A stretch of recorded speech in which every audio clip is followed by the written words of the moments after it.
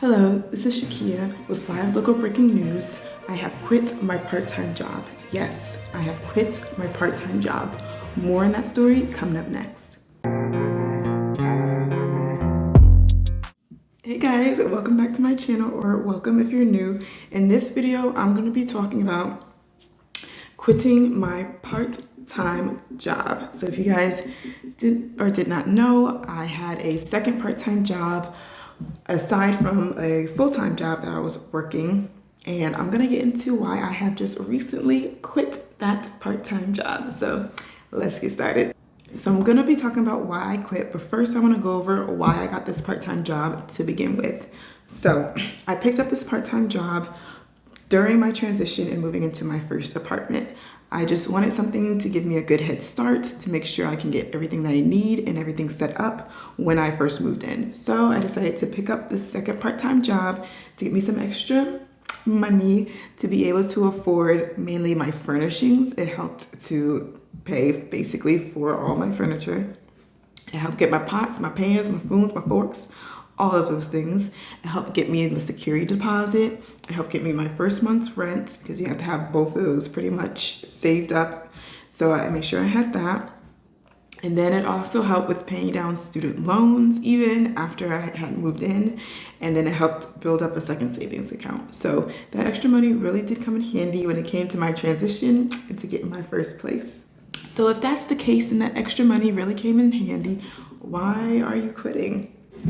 Well, working a full-time job and then a part-time job on top of that, and trying to do YouTube and trying to do other things and hobbies that I'm enjoying was kind of hard to balance all of that. And like I said, it was just a supplement to my full-time income. It wasn't absolutely needed in order to sustain living on my own. Honestly, if that was the case, I probably would have just stayed home, because having to work two jobs, I would have just stayed home, because that's just a lot and you don't want to get to a point where you burn out. But it was also just the fact that I was using my time basically in exchange for, for a little bit of money. It was about a good $150 per week, which is nice. But I just felt like I was just going through the routine at that point. I was just going in, washing dishes, ringing up customers, changing coffees, facing the store, and then repeat. And that's what I was doing with my time. With my 10 to 15 hours a week, I was just doing that. And for me, I just felt like there was no value added in doing those tasks. Like, it wasn't aiding in my growth and my development to something that could be bigger and better.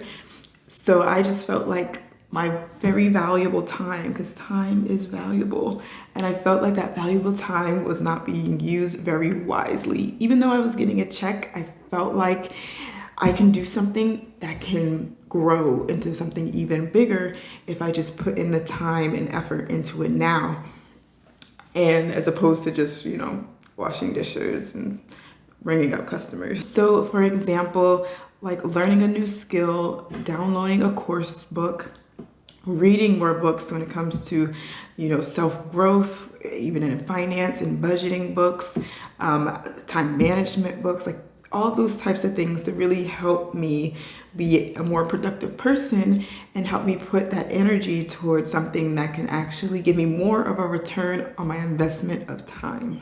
Even when it comes to my full-time job, being able to put time aside to learn more when it comes to even that as well, and upskill in that area to get me to a place where I can, hopefully be able to earn more or get more value out of that in the long run as well if I put in the effort now.